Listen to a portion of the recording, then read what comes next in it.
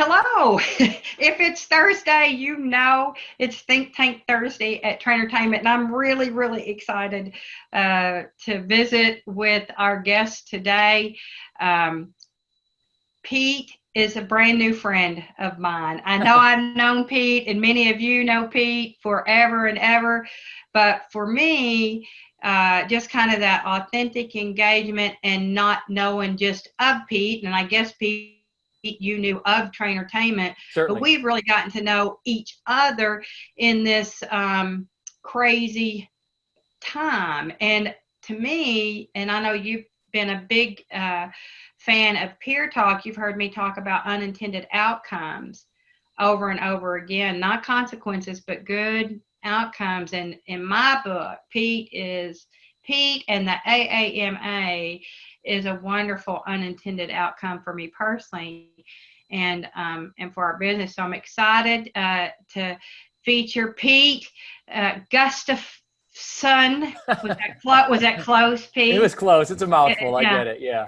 I'm excited to just share you with our audience, because you know what we think on Thursdays is that in the crazy rush of all the busy things we do about working in our business all the time, that it's worth taking a step back for at least a few minutes and work on our business and to just see what's important for us to be thinking about right now. And golly, that's a big one. I want to thank our sponsors, Bowling Music Network and Redemption Plus and Simnox. They are our digital sponsors for 2020. And we really appreciate the fact that they sign on and do this with us. But ladies and gentlemen, rock and roll star, Pete Gustafson. How's that? That'll work, yeah. Is that close? You are a rock and roll star, aren't you? Well, I don't know if I'm a rock and roll star. I do play in a pretty good cover band. I'm blessed to have been stumbled upon that. Great story behind that. The bass player in the band and I went to high school together when we were bands together. And after high school, I went to the Marine Corps, and he moved with his family to Florida, and we didn't fall out of friendship. We just were in different worlds and grew up different. February of 2018, he friends me on Facebook and asked, "Can I call you?" And he did that evening, and they were looking for a front guy. The fellow I was replacing had passed away in December of a massive heart attack, sadly. Yeah, but I mean, after it was pretty remarkable. 40 years had gone by since he and I had last spoken, and we ended up in a band together. And he now has moved back to Florida, so we got another bass player, and I'm still rocking and rolling when we can. We just had a performance Friday night, an outdoor performance. And there have been 153 days between gigs, and that's quite a long time. We were doing about 2 to 3 a month prior to that. So, oh my gosh! So I have to know what's your favorite song that you like to perform? Oh gosh, we do a number of Steely Dan songs. The other 3 players in the band are just exceptional musicians. So being able to watch my lead player just tear it up on some of the Steely Dan stuff we do, Kid Charlemagne. Black Friday are a couple of the Steely Dan songs. That's a pleasure to stand there and watch this guy just tear it up. That's fun. That's fun.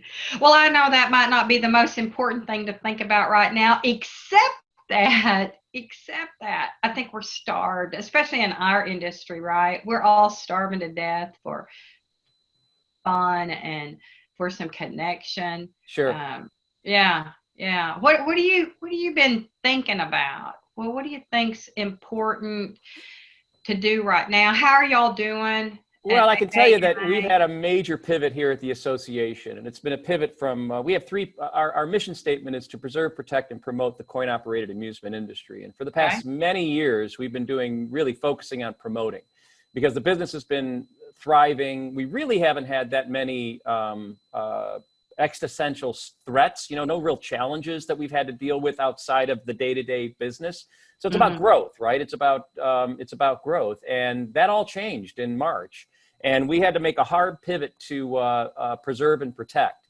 And it was scary. I'm not going to lie to you. Those first few days where we were really the state had locked down and said essential workers only and essential services only were going to be open. So we weren't allowed to go into our office, or we recommended not to go into our office. So we chose not to. Working from home, trying to figure out, what our next steps were. And we landed on the webinar program as a way of communicating. And it was something that we had talked about doing for many months, getting a webinar program going, but it was this black box. What's a webinar program? How do we do it? And we never really dove into it. And that's where that started. And the first one we did was on sanitization. We brought in some experts from that field who do this at a commercial level. One of the companies we brought on board, Balfour, who led the conversation, actually was the company contracted to sanitize the cruise ships that got into all the trouble. So clearly they knew what they were talking about. And from that, it grew into a weekly program that I'm really pleased with how it's been received by the industry. We get a lot of really positive feedback on it. We're providing a valuable service, I think, through that program. So that was really the pivot we had to make, was to how do we continue to provide value to our members? How can we help our members through these really challenging, unprecedented times? And we felt connection, communication, education, and really, Beth, that's what I get out of Peer Talk. You talked about these unintended events, right? Outcome. We didn't intend for this to happen, obviously. I can remember back when I started my career at Bally Pinball back in 1980. I wasn't making any money whatsoever. I was married with a wife who had a little bitty baby. We had a little baby. And I remember driving cars that didn't have heat, okay? And in Chicago, you need to have heat. And the cars invariably broke down. And I was always obviously upset at the time the car broke down, but invariably someone would stop and help. And I had a rebirth of the human spirit, right? This feeling of like, wow, there are good people out there. Yes. They want to help. And I'm experiencing that again as our community comes together and recognizing that we're not an association, we're not a category or a community within the overall amusement industry. We are in an industry.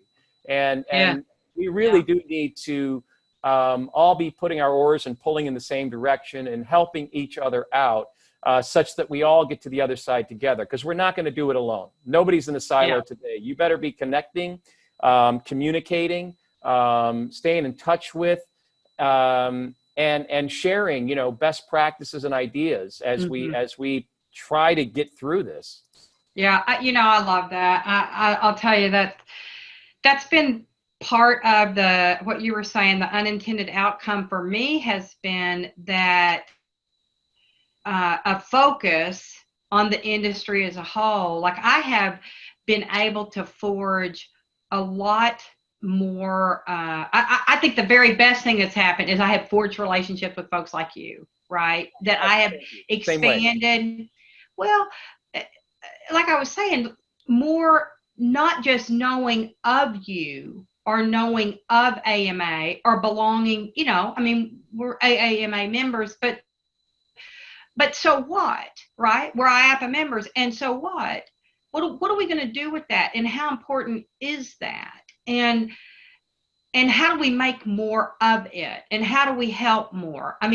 We're obsessed with that whole growth piece at Entertainment. And so are the people that we are aligned with. And when you all at AAMA did the webinar series, it caught my attention. Whatever you did caught my attention. I saw one, and then I was on, you guys hollered at me and I was on one, and I could see the big difference it was making, and that makes a difference to me. And it's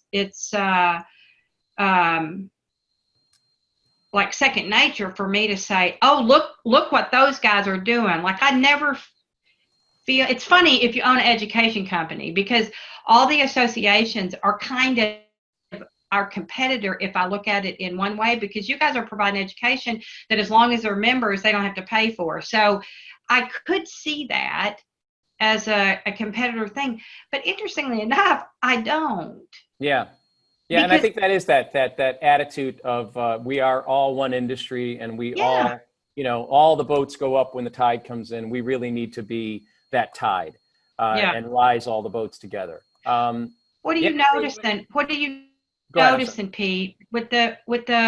I mean, certainly, I don't know how many locations are members of AAMA, but what are you noticing that needs to be done more? Like, what more can be done right now? From the association for our members?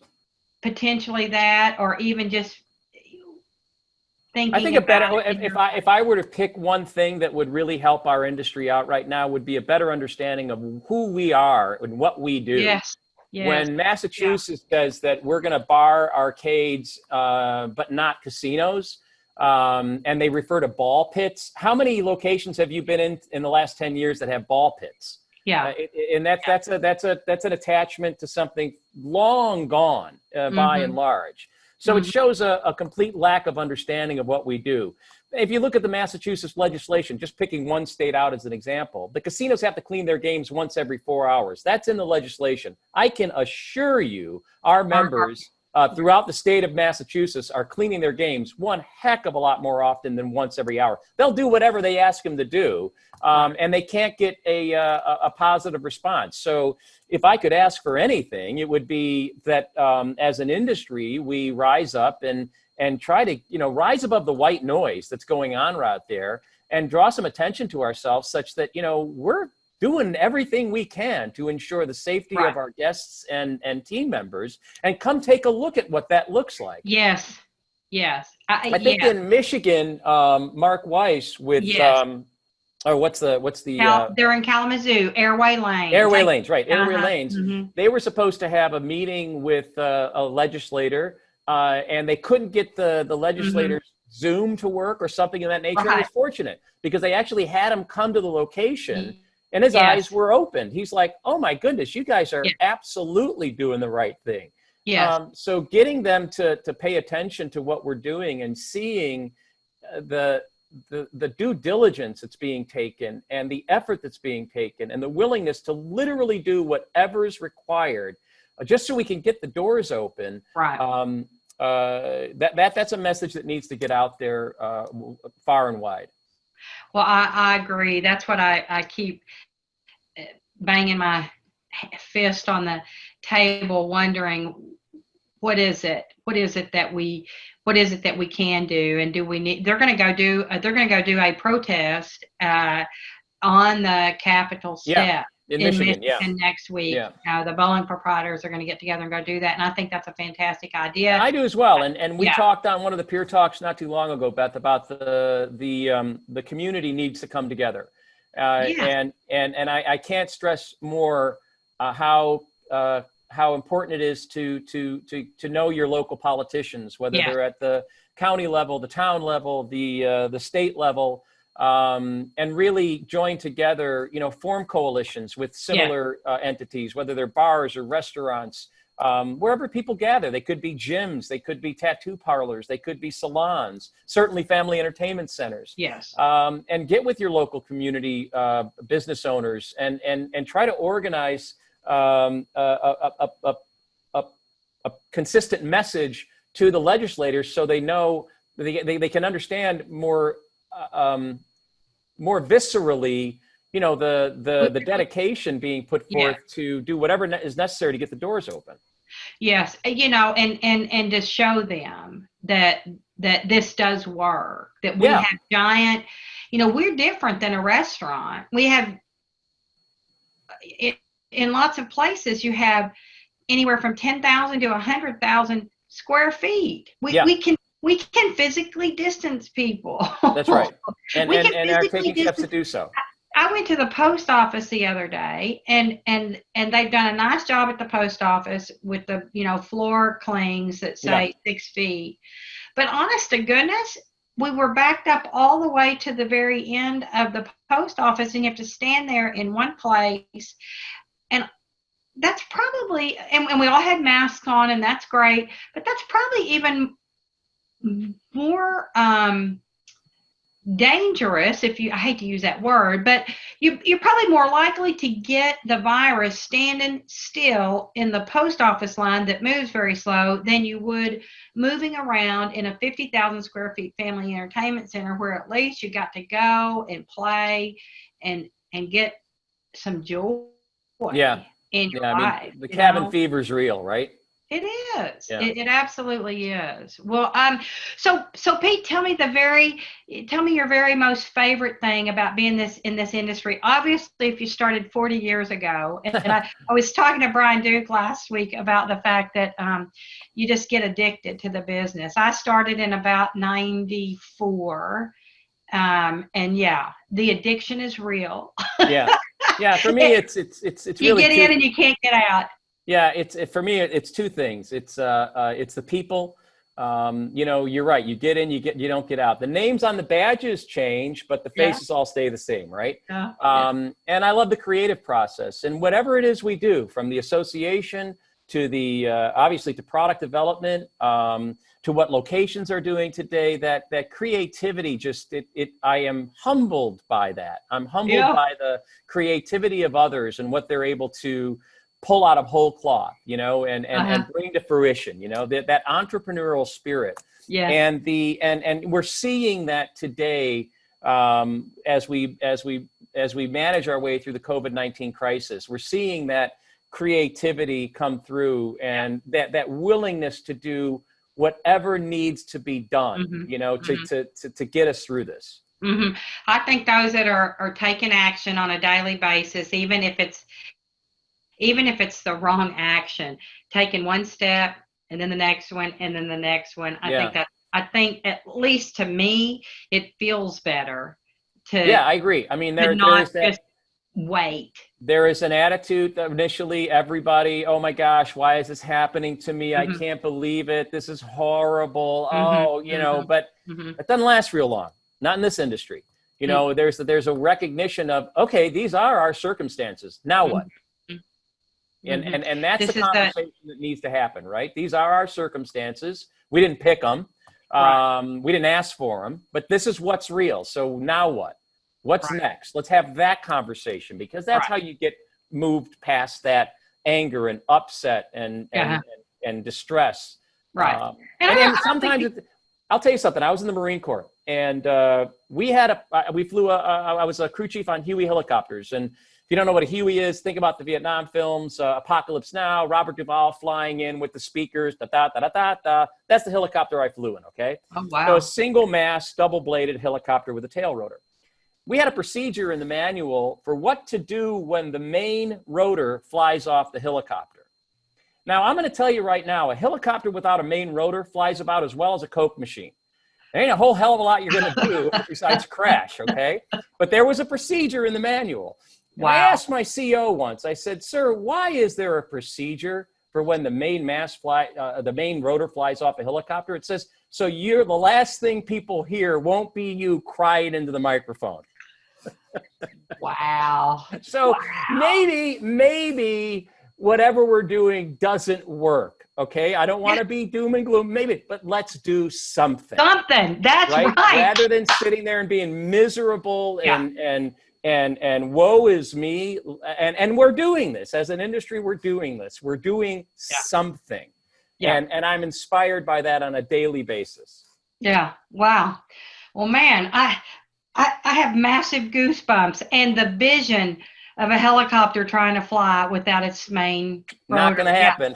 Yeah. And the fact that they've told you don't curse into the microphone. I think that I'm going to jot that down as one of my next blog articles, or you should write that blog article. Never curse into the microphone. That's a good one. Well, hey, listen, this has been fun. I suspect me and you could visit all day long. Well, listen, one thing I do want to mention, and I've seen you do this, so I'm not ashamed to do it, is a selfless plug. Our annual meeting's coming up, and the 2 days that I think people would really be interested are Wednesday and Thursday. Let me get those exact. So like 11th and 12th of September? No. I just registered yesterday. No, that would be the 16th and 17th of September. Wednesday the 16th, and Thursday the 17th. We're inviting anyone. You don't have to pay. There's no charge. I don't care if you're from AAMA, the Roller Skating Association, Bowling Proprietors. It makes no difference where you come to us from. You're more than welcome to register. Registration can be found on our website, coin-op.org. So I encourage you to go there and register. And we've got some great things coming. John Taffer from Bar Rescue will be one of our keynote speakers. Wow. And he's created a program for us. In fact, I'll be speaking with him later today to talk about who we are as an industry, but we're titling that one FEC Rescue. Super. We'll have our lobbyist from Washington, who happens to be part of the largest law firm in the world, Denton's. They have over 10,000 lawyers working around the globe in 176 offices in 56 countries. So they're big, and that's an asset that not many associations can claim to have. When the largest law firm in the world calls to Capitol Hill, guess what? Doors get opened and appointments get made. So that's a really valuable member benefit for AAMA members. So we'll have a lobbyist who will give a presentation, and we're doing all of this virtually this year. We normally do a live event over 5 days, starting on a Monday and going through the Friday. We've opted to do all of our committee meetings. We actually started those this week, and we'll continue those a couple every week throughout the month of August. And it'll culminate in a number of events on that Wednesday and Thursday. So we'll have panel conversations with some AAMA FEC of the Year award winners, who are going to talk about what they've done to innovate their business and make it get through this time. We'll also have hopefully a panel of adjacent trade association representatives talking about their industry and how their community has reacted and how they've pivoted to keep their doors open and keep their businesses thriving throughout this time. So some dynamic conversations, some really, I think, some interesting stuff. We're not trying to blow a huge hole in everybody's day. They're going to start at 11 and end at 3. Good. So it's a chunk of time for sure. But I think if people enjoyed our webinar program, I think that's what they expect. We're going to far exceed their expectations with what we're going to deliver over those 2 days. Yeah. That's great. I know I signed up. I registered yesterday. You talked about it on Peer Talk, and we had sent that registration link out. So fantastic. We'll be glad to see you there. That's fantastic. Well, as we wrap up, I want to ask you the question that we always ask our think tank guests, and it's around growth, which I think you're very interested in and focused on.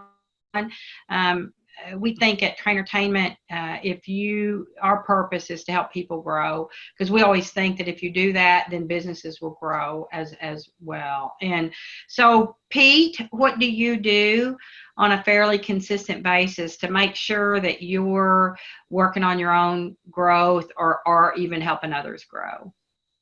So for me personally, it's find the uncomfortable and do it. That might be an uncomfortable conversation I don't want to have. Well, get it out of the way. Do it.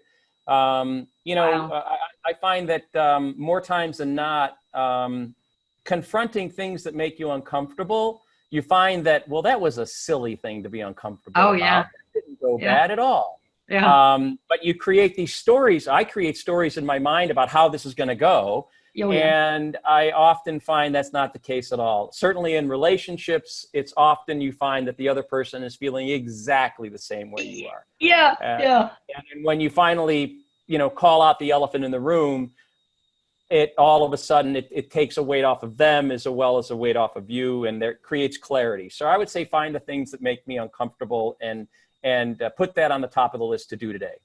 Wow, I love that. I jotted that down. That's so good. It's wonderful too, because it's like when you get that cleared out, you got a lot more room for that creativity you talked about early. So and it opens up a line of communication then, right? Because all of a sudden it's like, oh, we can have that level of conversation. We certainly can.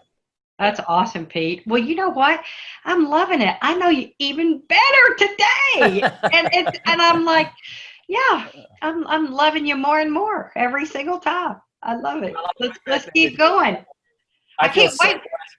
Well, I can't wait. We have like a drink. Do you have a drink every now and then? Not or often, not? no, but Not I might often. make an exception for you. We can have a Coke. We I can have. certainly have. Let's put it that way. I have Okay. certainly had my Okay. fair share, but with the COVID-19 thing, I kind of like took a step back and went, yeah, you might want to just take a pause. It's Exactly. certainly working from home. I'm not going to mention any names, but I know a lot of people who 5 o'clock all of a sudden became 3. Uh-oh. Yeah. No. No, I don't want to go down that path. So, There you go. Well, and then honestly, have Beth, I was going to say that I need the energy. Right now I can't commit energy to something else. I need the energy to perform. To do what we need to exactly. do to be there for our members and help them get to the other side of this. That's awesome. So we will have a Diet Dr. Pepper soon. Maybe now I'm a Palmer. I have an in-person something, an in-person. Fair enough. Yeah. Be good. All right. See you later, Pete. Thank you. All right, Beth, you stay well.